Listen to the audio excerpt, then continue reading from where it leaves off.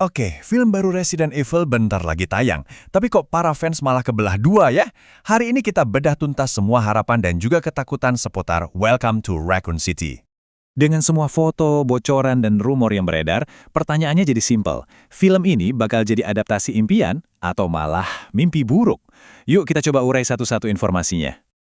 Oke, kita mulai dari yang bagus-bagus dulu ya. Ini nih, beberapa hal yang udah pasti dan bikin banyak fans jadi optimis. Yang pertama dan paling penting, filmnya udah dapat rating R. Artinya, siap-siap aja buat adegan sadis, kekerasan, dan bahasa kasar yang benar-benar setia sama gamenya. Ini yang kita tunggu-tunggu. Dan buat para pecinta horor, kabar baiknya nggak berhenti di situ. Monster-monster klasik dipastikan bakal muncul. Ada William Birkin, si tragis Lisa Trevor, dan tentu aja, Licker yang super nyeremin.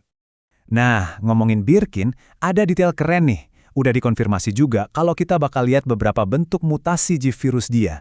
Ini detail kecil tapi penting banget, nunjukin kalau mereka beneran perhatiin sumber aslinya. Bukan cuma itu, para kru film juga janjiin bakal ada fan service yang bermakna. Plus, yang udah nonton di penayangan uji coba kabarnya ngasih respon positif banget, terutama buat elemen thriller psikologis dan efek-efeknya. Tapi, tunggu dulu. Nggak semuanya kabar baik. Sekarang, ayo kita lihat sisi lainnya.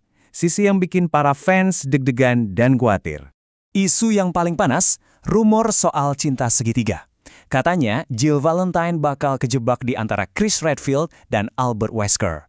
Wah, banyak fans yang ngerasa ini sama sekali nggak ngehormatin karakter Jill yang di game itu kan kuat dan mandiri banget. Kekhawatiran fans semakin menjadi-jadi pas dengar kabar kalau beberapa karakter kunci malah nggak ada. Rebecca Chambers udah pasti absen, nasib Barry Burton nggak jelas. Dan ada Wong, katanya sih cuma jadi cameo singkat di post-credit scene. Duh. Nah ini semua akhirnya nimbulin satu pertanyaan besar yang jadi inti perdebatannya. Emang apa sih artinya adaptasi yang setia sama video game itu? Apakah setia itu berarti harus plek-ketiplek adegan per adegan kayak di gamenya? Atau bisa jadi artinya beda? Menurut sutradaranya, setia itu bukan soal niru plotnya 100%. Buat apa kan? Fans sudah tahu ceritanya. Tapi, yang lebih penting adalah menangkap semangat, karakter, dan dunia gamenya. Dan ini jadi kunci buat ngertiin kenapa pilihan pemerannya kayak gini. Nah, ini nih yang menarik. Disinilah konfliknya kelihatan jelas. Para fans banyak yang fokus ke penampilan fisik, apakah aktornya mirip sama karakter di game atau enggak, tapi sutradaranya beda.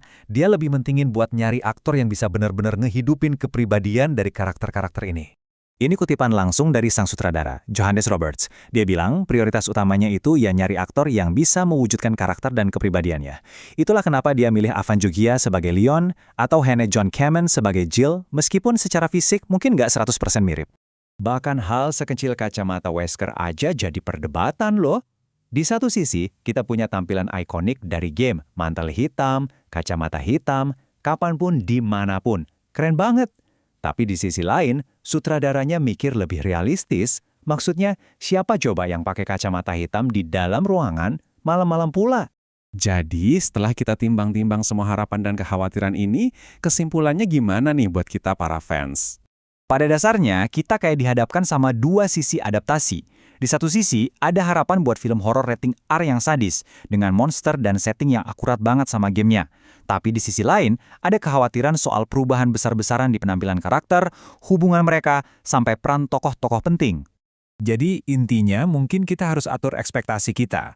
Ini kan sebuah adaptasi, bukan fotokopian gamenya. Pada akhirnya, film ini harus bisa berdiri sendiri sebagai film yang bagus, terlepas dari gamenya. Dan pertanyaan terakhir yang tersisa buat kita semua, apakah semua perubahan ini bakal ngasih kita adaptasi Resident Evil yang selama ini kita impikan? Atau malah bikin kita pengen mainin ulang gamenya aja?